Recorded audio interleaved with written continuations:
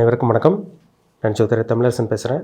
இந்த channel first time பார்க்குறவங்களா இருந்தீங்கன்னா சப்ஸ்கிரைப் பண்ணிக்கோங்க, பெல் பட்டனை கிளிக் பண்ணிக்கோங்க, ஆளுங்கிற ஆப்ஷன் இருக்கும், அதையும் செலக்ட் பண்ணிக்கோங்க. அப்போ தான் நாங்கள் போடுற வீடியோஸ் எல்லாமே உங்களுக்கு நோட்டிஃபிகேஷன் வரும். இன்றைக்கி நம்ம இந்த வீடியோவில் நம்ம எதை பற்றி பார்க்க போகிறோம்னா, புத்தாண்டு ராசி பலன்கள். புத்தாண்டு ராசி பலன் 2026 மீன ராசி நேயர்களுக்கு வர இருக்கின்ற இந்த ஆண்டு உங்களுக்கு எப்படி இருக்குன்னு நம்ம பார்க்க போகிறோம். இந்த வருஷம் எப்படி இருக்குன்னு பார்க்க போகிறோம். மீனம் காலபுருஷ தத்துவப்படி 12ஆம் ராசி மீனராசி. உங்கள் ராசிநாதன் குரு. ஃபஸ்ட்டு வந்து பார்த்திங்கன்னா ஜூன் மாதம் வரைக்கும் ராசிநாதன் குரு வந்து 4ஆம் இடத்துல இருப்பார், அதாவது மிதுன ராசியில் இருப்பார். ஜூன் மாதம் 2ஆம் தேதிக்கு அப்புறமெல்லாம் வந்து பார்த்திங்கன்னா உங்கள் ராசிக்கு 5ஆம் இடத்துக்கு வந்துடுவார். அப்புறம் இந்த வருஷம் கடைசியில், அதாவது அக்டோபர் மாதம் கடைசி பகுதி வந்து பார்த்திங்கன்னா சிம்ம ராசிக்கு குரு பயிற்சி அதிசாரமாக பயிற்சி ஆகும். இந்த வருடம் மட்டும் குரு வந்து 3 இடத்துக்கு மாறுவார். சரிங்களா? சனி பயிற்சி இந்த வருடம் 2026ஆம் ஆண்டு சனி பயிற்சி கிடையாது. 2026 கடைசி பகுதி, அதாவது டிசம்பர் மாதம் முதல் வாரம், அதாவது டிசம்பர் இந்த வருடம் கடைசி டிசம்பர் மாதம் முதல் வாரத்தில் ராகு கேது பயிற்சி நடக்கும். அப்போ இந்த வருடம் வந்து பார்த்திங்கன்னா குரு பயிற்சிக்கு தான் முக்கியத்துவம் கொடுக்குறது. ஏன்னா குரு வந்து 3 இடத்துக்கு மாறுறதுனால அது ஒரு சில இம்பேக்ட் ஏற்படுத்தும் உங்களுக்கு கண்டிப்பாக. ஏன்னா ஏற்கனவே மீனராசிக்காரங்க கஷ்டத்தில் இருக்கீங்க. ஏன்னா ராசியில் சனி இருக்கார். ராசியில் சனி இருந்து உங்களுக்கு நிறைய நெகட்டிவான விஷயங்கள், நிறைய வாழ்க்கைக்கு தேவையான அனுபவங்கள் எல்லாமே உங்களுக்கு கற்றுக் கொடுத்துருப்பார். ஏன்னா ராசியில் இருக்கிற சனி வந்து பார்த்திங்கன்னா ஒரு மனுஷனை போட்டு ஆட்டி படைக்கும், சோதித்து பார்க்கும். நிறைய கஷ்டங்கள், நிறைய பிரச்சனைகள், கஷ்டம் நஷ்டம் எல்லாமே தர்றது இந்த சனி தாங்க.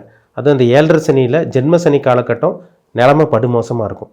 ஏன்னா ராசியில் இருக்க சனி மீனராசிக்காரங்களுக்கு வந்து பார்த்திங்கன்னா அவங்க உடம்பை போட்டு அழுத்திட்டே இருக்குது. ரொம்ப இறுக்கி பிடிச்ச மாதிரி இருக்குங்க சார், ரொம்ப டயர்டாக இருக்குது, டிப்ரெஷனாக இருக்குது, ஒரு ஸ்ட்ரெஸ்ஃபுல்லாக ஃபீல் பண்ணுறேன்னு சொல்கிறாங்க பார்த்தீங்களா? அது இப்போ மீனராசிக்காரங்களுக்கு தான் போயிட்டுருக்கு. அப்படி என்ன காரணம்னா, உங்களுக்கு ஜென்மத்தில் சனி, சந்திரன் மேலே சனி இருந்துச்சுன்னா ஹெல்த் பிரச்சனை வரும், மன உளைச்சல் வரும், பண கஷ்டம் வரும், குடும்பத்தில் சில பிரச்சனைகள் சந்திப்பீங்க. அதேமாதிரி வந்து பார்த்திங்கன்னா யாரும் உங்களுக்கு புரிஞ்சுக்க மாட்டாங்க இந்த டைமில். நீங்கள் என்ன தான் நல்லது பண்ணாலும், என்ன தான் உதவி பண்ணாலும், அடுத்தவங்களுக்கு என்ன தான் நீங்கள் நல்லது பண்ணாலும் உங்களுக்கு கெட்ட பேர் தான் வரும். ஏன்னா 7.5 சனியில் அந்த மாதிரி நிலைமை தான் அங்கே வரும். ஏன்னா சனி வந்து கர்மக்காரகன் சனி, சஞ்சித கர்மம், பிராப்த கர்மம், ஆகாய கர்மம் செயல்படுத்தக்கூடிய கிரகம் சனிங்கிறனால நம்ம என்ன தான் நல்லது பண்ணாலும் கெட்ட பேர் மட்டும்தான் இந்த டைமில் வரும். அது ஒரு பாடம் தான், வாழ்க்கைக்கு தேவையான இது ஒரு அனுபவம் தான். ஏன்னா வந்து யார் நல்லவங்க கெட்டவங்க, மனுஷங்கன்னா யார், கூட பிறந்தவங்க யார், சுற்றி இருக்கவங்க யார், நண்பர்கள்னா யார், அப்பா அம்மா யார், கூட பிறந்தவங்க யாருன்னு எல்லாமே இந்த டைமில் உங்களுக்கு தெரிய வந்திருக்கும். ஏன்னா கெட்ட பேர் வாங்கிட்டு இருக்காங்க மீனராசிக்காரங்களுக்கு. மன உளைச்சல், மன அழுத்தம் எல்லாம் இருந்துட்டு தான் இருக்குது. மனக்குழப்பம் இந்த டைமில் உங்களுக்கு அதிகமாகவே இருக்கும், டிப்ரெஷன் அதிகமாகவே இருக்கும். யாரையும் நம்ப வேண்டாம், ஹெல்த்தில் வந்து கொஞ்சம் கவனமாக இருங்க. சரிங்களா? இந்த வருடம் ஆரம்ப பகுதியில் கொஞ்சம் சிரமமாக தான் இருக்கும். உண்மையை சொல்லப்போனால் ஆரம்ப பகுதியில் கொஞ்சம் மந்தமாக, கொஞ்சம் அப்படியே டல் அடிக்கிற மாதிரி, எப்படி சும்மா அப்படியே ஸ்லோவாக தான் போகும். ஆனால் இந்த வருடம் 2026ஆம் ஆண்டு பார்த்திங்கன்னா உங்களுக்கு வந்து குரு வந்து 5ஆம் இடத்துக்கு வருவார். அதாவது ஜூன் மாதம் 5ஆம் இடத்துக்கு வரனால உங்களுக்கு இந்த வருடம் ஒரு 5 மாதம் ஆரம்ப பகுதி, ஒரு 5 மாதம் கஷ்டமாக இருந்தாலும் இந்த 6ஆம் மாதம் இந்த உங்களுக்கு நடுப்பகுதியில் இருந்து உங்களுக்கு மன உளைச்சல் எல்லாமே எப்படி கொஞ்சம் கண்ட்ரோல் ஆயிரும். பிரச்சனைகள் எல்லாம் உங்களுக்கு கண்ட்ரோல் கொண்டு வந்துடும். ஏன்னா குரு பார்வை உங்கள் ராசி மேலே விழுகும். அதுவும் உங்களுக்கு சனி மேலே குரு பார்க்குறது வந்து பார்த்திங்கன்னா ஒரு நல்ல ஒரு அமைப்பு. சனினால் அங்கே கெடுபலன் பண்ண முடியாது. அப்போ எல்லா பிரச்சனையும் வந்து பார்த்திங்கன்னா ஒரு முற்றுப்புள்ளி வைக்கக்கூடிய டைமாக இந்த வருடம் உங்களுக்கு இருக்கும். எல்லா பிரச்சனையெல்லாம் கம்ப்ளீட்டாக வெளியே வராது, பிரச்சனை இருக்கும், அது உங்களால் ஈஸியாக சமாளித்து வெளியே வந்துட முடியும். சரிங்களா? நிறைய பேருக்கு வந்து பார்த்திங்கன்னா வேலையில் பிரச்சனை, மன உளைச்சல், பண கஷ்டம், கடன் தொல்லை, மாதம் இஎம்ஐ பிரச்சனை, லோன் பிரச்சனை, கிரெடிட் கார்டு பிரச்சனை, இந்த மாதிரிலாம் போயிட்டுருக்குங்க. இதெல்லாமே இந்த மாதம் நடுப்பகுதிக்கு மேலே தான் உங்களுக்கு சரியாகும். உங்களுக்கே தெரியும், பரவாயில்ல நம்ம வாழ்க்கையில் சில நல்ல விஷயங்கள், நல்ல இதெல்லாம் நடக்குதுன்னு உங்களுக்கே சில அறிகுறிகள்லாம் காமிக்கும். சரிங்களா? அதனால் ஆரம்ப பகுதி கொஞ்சம் கஷ்டமாக இருந்தாலும் உங்களுக்கு நடுப்பகுதிக்கு மேலே நிறைய மாற்றங்கள் உங்களுக்கு வரும். சரிங்களா?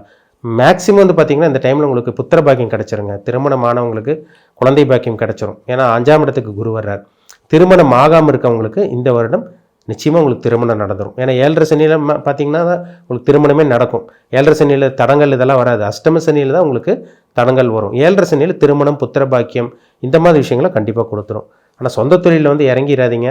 புதுசாக சொந்த தொழில் ஆரம்பிக்கிறேன், அதை ஃபோக்கஸ் பண்ண போகிறேன், கூட்டு தொழில் பண்ண போகிறேன், நண்பர்களோடு சேர்ந்து பண்ண போகிறேன், அதை பண்ண போகிறேன், இதை பண்ண போகிறேன்னு சொல்லி நம்பி ஏமாந்துட வேண்டாம். ஜென்ம சனி போயிட்டு இருக்கிறது ஞாபகத்தில் வச்சுக்கோங்க. அந்த பிரச்சனையிலேருந்து கண்ட்ரோலுக்கு கொண்டு வந்துடும். சரிங்களா? குரு பார்வையினால். அப்போ பிரச்சனையிலேருந்து ஈஸியாக வெளியே வர முடியுங்கனால. சரிங்களா? பிரச்சனை இருக்கும், அது உங்களால் 50% சமாளிக்க முடியும். சரிங்களா? அதுக்கப்புறம் வந்து பார்த்திங்கன்னா உங்களுக்கு ராகு கேது பயிற்சி டிசம்பர் மாதம் கடைசி பகுதி வரனால, அதாவது உங்கள் ராசிக்கு வந்து கேது எங்கே இருக்காருன்னா உங்கள் ராசிக்கு வந்து 6ஆம் இடத்துல இருக்கார், அவர் 5ஆம் இடத்துக்கு வந்துடுவார். ராகு உங்கள் ராசிக்கு வந்து 12ஆம் இடத்துல இருக்கார். உங்கள் ராசிக்கு 11ஆம் இடத்துக்கு வந்துடுவார். இது ஒரு நல்ல ஒரு அமைப்பு தான். இது பெருசாக அவங்களுக்கு பாதிப்பு ஏற்படுத்தாது. என்னதான் கோச்சாரத்தில் ராகுகேது பயிற்சி, குரு பயிற்சி இதெல்லாம் நடந்தாலும் சனி பயிற்சிக்கு தான் முக்கியத்துவம் கொடுப்பாங்க. ஏன்னா கர்மகாரகன் சனி இயற்கை பாவ கிரகம். நவகிரகங்களில் 9 கிரகங்களில் நம்பர் 1 பாவ கிரகம்னா அது சனி தான். அதனால தான் அந்த சனினால ஒரு சில பேர் பயப்படுவாங்க. பொறுமையாக இருங்க. உங்கள் வாழ்க்கை வந்து பார்த்திங்கன்னா கண்டிப்பாக மாறும். இந்த வருடம் ஆரம்ப பகுதியில் கொஞ்சம் டஃப்பாக தான் இருக்கும். சரிங்களா?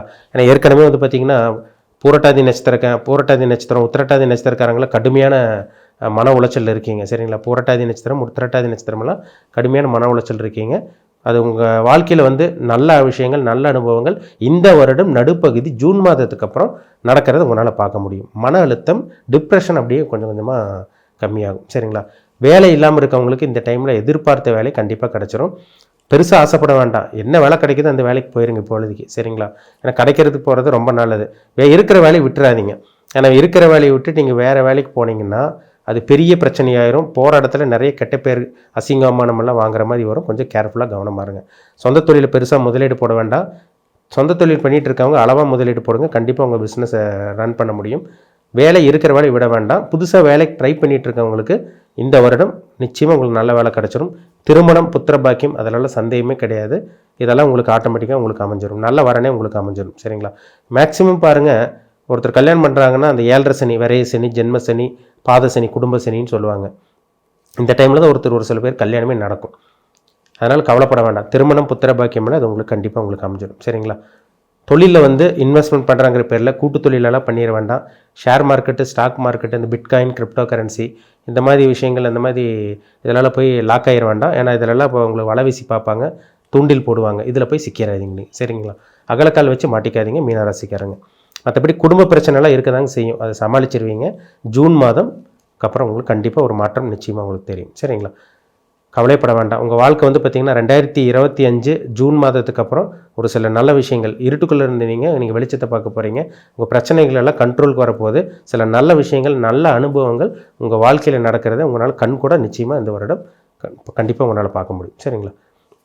பூரட்டாதி நட்சத்திரக்காரங்க, உத்திரட்டாதி நட்சத்திரக்காரங்க மட்டும் கொஞ்சம் கேர்ஃபுல்லாக இருங்க.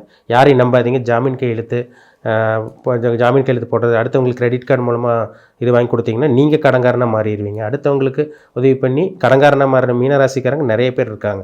ஏன்னா பணப்பிரச்சனை, மன உளைச்சல் இது மாதிரி தான் உங்கள் வாழ்க்கை போயிட்டுருக்கு. அதனால் கொஞ்சம் எச்சரிக்கையாக இருங்க. நண்பர்கள் விஷயத்தில் கொஞ்சம் ஜாக்கிரதையாக இருங்க. மற்றபடி பெரிய பாதிப்பு இதெல்லாம் வராது. ஜூன் மாதத்துக்கு அப்புறம் நிச்சயமாக உங்கள் வாழ்க்கை மாறும்.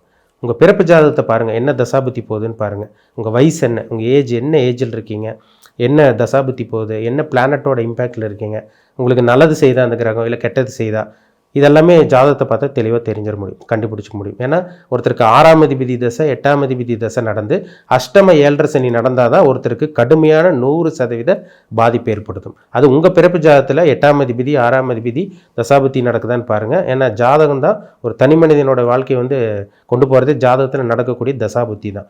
தசாபுத்தி மீறி எதுவும் பேசாதுங்க. சரிங்களா? அதில் 7.5 சனி வரும்போது அது எல்லாமே உங்களுக்கு சனியோட கண்ட்ரோலில் வந்துடும். பிறப்பு ஜாதகத்தை பாருங்கள். உங்கள் கர்மா எப்படி இருக்குது, நல்ல கர்மாவில் பிறந்திருக்கீங்களா, கெட்ட கர்மாவில் பிறந்திருக்கீங்களா, எப்படி இருக்குன்னு உங்கள் தனிப்பட்ட ஜாதகத்தை பார்த்து தெளிவாக தெரிஞ்சுக்கோங்க. மீண்டும் அடுத்த பதிவில் சந்திக்கும் வரை உங்களிடமிருந்து விடைபெறுவது உங்கள் ஜோதிடர் தமிழரசன். இந்த சேனல் பிடிச்சிருந்தா உங்கள் நண்பருக்கு உறவினருக்கு ஷேர் பண்ணுங்கள், லைக் பண்ணுங்கள், சப்ஸ்கிரைப் பண்ணுங்கள், பெல் பட்டனை கிளிக் பண்ணிக்கோங்க, ஆளுங்கிற ஆப்ஷன் இருக்கும் அதையும் செலக்ட் பண்ணிக்கோங்க. அப்போ தான் நாங்கள் போடுற வீடியோஸ் எல்லாமே உங்களுக்கு நோட்டிஃபிகேஷன் வரும். நன்றி, வணக்கம்.